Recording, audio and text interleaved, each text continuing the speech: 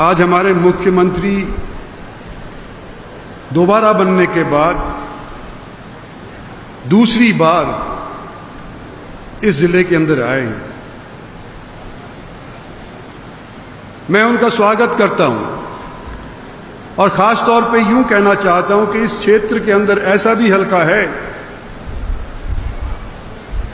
जिसका प्रतिनिधित्व कुछ साल पहले लक्ष्मण सिंह जी करा करते थे।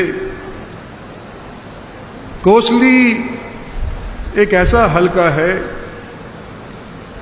5 साल 7 साल बड़े बड़े नेताओं की इंतजार करे थे, लेकिन सरकारें आई और चली गईं, लेकिन मुख्यमंत्री के दर्शन इस कोसली हलके को नहीं हुए, इस जिले को नहीं हुए। जिस जिले के अंदर हमारे माननीय अरविंद शर्मा जी आज के दिन रिप्रेजेंटेशन किया करते थे, और आपको याद दिलाना चाहता हूं और मंच के ऊपर बैठे इन लोगों को भी याद दिलाना चाहता हूं कि एक बार कोसली हलके से 75,000 अरविंद शर्मा को लोकसभा के अंदर जिता करके भेजा था, और एक बार 52,000 से कोसली हलके के अंदर इनको जिता करके भेजा था। और इस हलके के अंदर, इस जिले के पहले प्रोग्राम के अंदर आपने अनिल दहीना के मार्फत बुलाए गए कार्यक्रम के अंदर आप उपस्थित हुए, और दूसरी बार जैसे लक्ष्मण सिंह कहते हैं कि रिवाड़ी अहीरवाल का लंदन है, तो दूसरा प्रोग्राम आपका हमारे यहाँ रिवाड़ी के अंदर आया है। आपका मैं स्वागत करता हूँ। बड़े सशक्त तौर के ऊपर आपने लक्ष्मण सिंह जी की बात सुनी। बालकनाथ जी बोल नहीं पाए, लेकिन मेरे साथ एमपी से और एमएलए साहिबान नहीं बोल पाए, लेकिन क्योंकि जलसा यहां पे आज रिवाड़ी में आयोजित है, तो बड़ी खूबी से लक्ष्मण सिंह जी ने सारी समस्याएं इस जिले की तकरीबन आपके सामने रख दी। तो मैं ज़्यादा लंबी चौड़ी बातें दोहराऊंगा नहीं, लेकिन मेरा 45 साल का राजनीतिक तजुर्बा है। गुड़गांव को मैंने बढ़ते देखा है। वो गुड़गांव जो एक टाइम के ऊपर छोटा सा एमसी या म्यूनिसिपल कमेटी हुआ करता था, जैसे कि रिवाड़ी आज के दिन है, आज के दिन वो उत्तर हरियाणा का सबसे प्रसिद्ध और मालदार शहर बन गया है, जो 70% तक हरियाणा के राजस्व में अपना योगदान देता है। गुड़गांव तो डेवलप हो गया, लेकिन जिस तरह से उसको डेवलप होना चाहिए था, उस तरह से गुड़गांव डेवलप नहीं हो पाया।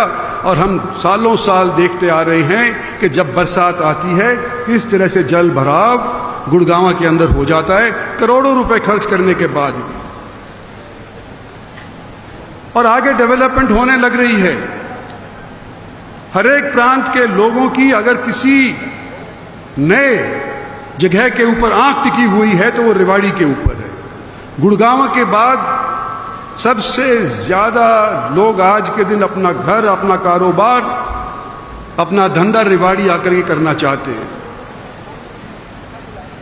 कोई रोहतक नहीं जाना चाहता, कोई हिसार नहीं जाना चाहता। दिल्ली के आसपास अगर कोई क्षेत्र अगले 10 सालों के अंदर बढ़ेगा तो वो रिवाड़ी बढ़ेगा। मेरी आशा ये है कि जब रिवाड़ी डेवलप हो तो गुड़गांव जैसे तरीके से डेवलपमेंट ना हो।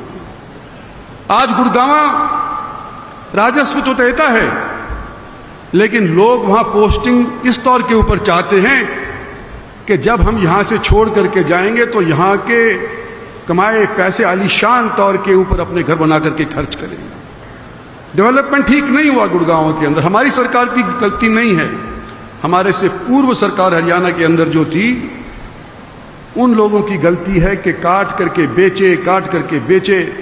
जिस तरह से कोई कसाई काटता है किसी बकरे को, इस तरह से गुड़गांव की जमीन को काट करके बेच करके काम चलाया।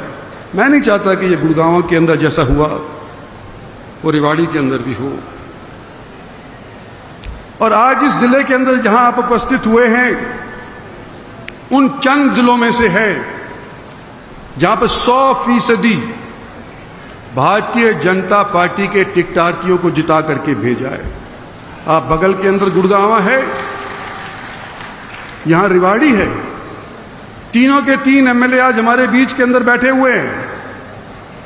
और आज इतनी पब्लिक रिवाड़ी की भी आई है, बावल की भी आई है, हो सकता है पटौदी की और कौसली की भी आई हो।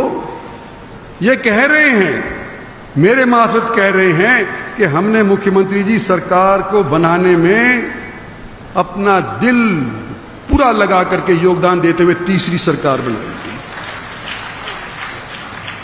ऐसा ना हो कि हमारे इस योगदान को नजरअंदाज किया जाए।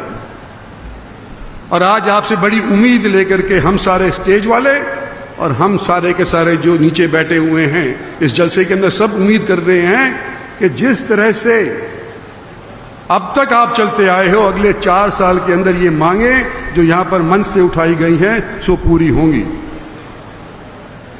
मैं मुख्य तौर के ऊपर बड़े मानचित्र के ऊपर चर्चा करना चाहता हूं कि हमारी पार्टी के वर्कर्स ने काम किया, हमारे सारे के सारे लोगों ने काम किया और पानी की समस्या का जिक्र लक्ष्मण सिंह ने भी कर दिया। हमारा धारवेड़ा एक औद्योगिक क्षेत्र है, मसानी बैराज बगल के अंदर है, गंदा पानी जाता है उसके अंदर, साफ होकर के भी नहीं जाता, यहां तक कि वहां पे मछली नहीं पल सकती। बड़ा डहर बन गया लेकिन मछली भी मर जाती हैं। वहां पर ये विदेशी पक्षी आते हैं सर्दियों के अंदर, एक भी आकर के पक्षी वहां पर नहीं बैठता। ये पानी मसानी के अंदर गंदा पानी जाना बिल्कुल बंद होना चाहिए, क्योंकि ये केवल मसानी की बात नहीं है, इरवाड़ी के 20 गांव के अंदर इस पानी का प्रदूषण पहुंचता है। और कभी बरसात के अंदर आप आओगे, अभी हमारा जलसा बावल का बकाया है, बरसात में आप आइएगा, आपको रोड से आना पड़ेगा, आपको पता चलेगा कि नेशनल हाईवे के ऊपर राजस्थान के इंडस्ट्रीज का पानी किस तरह से जल भराव करता है और वहां पर आना जाना असंभव हो जाता है। पिछले दिनों के अंदर यहां पर हमारे कुछ साथी घरों ने मिल करके राजस्थान से जो गंदा पानी आता है उसको रोक दिया। स्वामी जी बैठे हुए हैं, ये एमएलए साहब बन गए तिजारा से। जो बांध लगाया था हमने वो तोड़ दिया इन्होंने। मतलब राजस्थान का गंदा पानी हमारे आने लग रहा है या इसकी संभावना है? भाई घर अपना खुद महफूज करो। आप स्वामी जी आप जीत गए तिजारा से, लेकिन हम जब यहां पे बांध रोकने की, पानी रोकने की लगाएंगे, हम आपकी दखलंदाजी बर्दाश्त नहीं करेंगे। हमारी पब्लिक को इतना चाहिए। और यहीं का एक जिक्र हुआ कि 7 साल से 8 साल से हाईवेज चलने हैं, बन रहे हैं, लेकिन बन नहीं पाए। लक्ष्मण सिंह ने भी कहा, मैं भी कह रहा हूं, ये हरियाणा स्टेट के हाईवेज है, केंद्र सरकार के कितने बढ़िया बन गए। अब हम किसको दोष दें? दुष्यंत जी को तो दे नहीं सकते क्योंकि हमारी पार्टी के मंत्री हुआ करते थे। लेकिन आज के दिन स्टेट हाईवेज और स्टेट की पीडब्ल्यूडीज के अंदर अगर देखा जाए माइक्रोस्कोप से, तो हरियाणा के अंदर जिसके पास ये विभाग था उन्होंने दुरुस्त काम नहीं किया और ये हाईवे भी लटके पड़े हुए हैं। तो कृपा करके इसके ऊपर ध्यान जरूर दें। मैं एम्स का भी थोड़ा जिक्र करना चाहता हूं कि बड़ी मशक्कत के बाद 10 साल के बाद सन 14 या 15 के अंदर अनाउंसमेंट हुई थी खट्टर साहब की बावल के अंदर। 8-9 साल के बाद ये एम्स यहां पर स्थापित हो गया है, प्रधानमंत्री ने उसका शिलान्यास रख दिया है। हाईवे के बिल्कुल सटा हुआ है, जो नारनौल को हाईवे जाता है, नेशनल हाईवे बन गया है, लेकिन बीच में रेलवे लाइन आती है। करोड़ों का एम्स, देश के 22 एम्स में से एक एम्स हरियाणा के इस क्षेत्र को जो भारत सरकार ने और प्रधानमंत्री ने दिया है।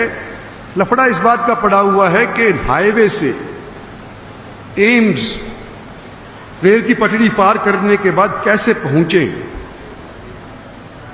और मैंने पीडब्ल्यूडी का जिक्र मैं कर रहा हूं तो पीडब्ल्यू ने कहा कि हमने मंजूरी ले ली है, हाईवे से लेकर के एम्स जाने के लिए हमने मंजूरी ले ली है। रेल के नीचे अंडरपास बना करके हम एम्स के लिए रास्ता देंगे मरीजों को। और खर्चा कितना आएगा? 52 करोड़ रुपया। और पहले जो प्रस्तावित था कि फ्लाई ओवर बनाओ, जो अंडरपास है उसमें तो पानी साल के 3 महीने 4 महीने भरा रहता है। कितने लोग उस पानी के मार्फत जाएंगे, खासतौर पे अगर मरीज हुए तो। जो फ्लाईओवर का खर्चा था अनुमानित 102 करोड़ रुपए का था, यानी सिर्फ डबल।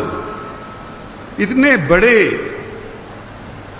एक एम्स के लिए हम 50 करोड़ के पीछे एक भीड़ा सा रास्ता देंगे। तो इसके ऊपर पुनर्विचार करिए मुख्यमंत्री जी, हमारे को फ्लाईओवर चाहिए। और जितना डिले होगा उतना पैसा खर्च और होगा। अगर आज आप अंडरपास मंजूर कर देते हैं और बन भी जाता है, मैं कहता हूं, तो क्या ये डिमांड बंद हो जाएगी कि फ्लाईओवर नहीं चाहिए? पॉपुलेशन बढ़ रही है और आज से 5 साल बाद 4 साल बाद यह डिमांड फिर उठेगी कि हमारे को फ्लाईओवर चाहिए, अंडरपास पर्याप्त नहीं है। और जब फ्लाईओवर का खर्चा जो आज के दिन 100 करोड़ है वो 500 करोड़ हो जाएगा। और मैं अनुभव से बोल रहा हूं, आज से 2 साल पहले गुड़गांव के अंदर भारत सरकार ने, मोदी सरकार ने मेट्रो का विस्तार मंजूर किया।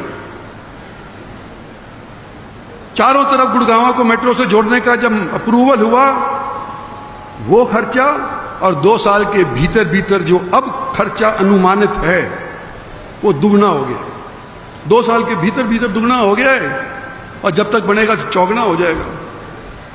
तो मैं कहता हूं कि सस्ता रहे, बार बार महंगा रोए, एक बार हमारे को महंगा वाला दे दो।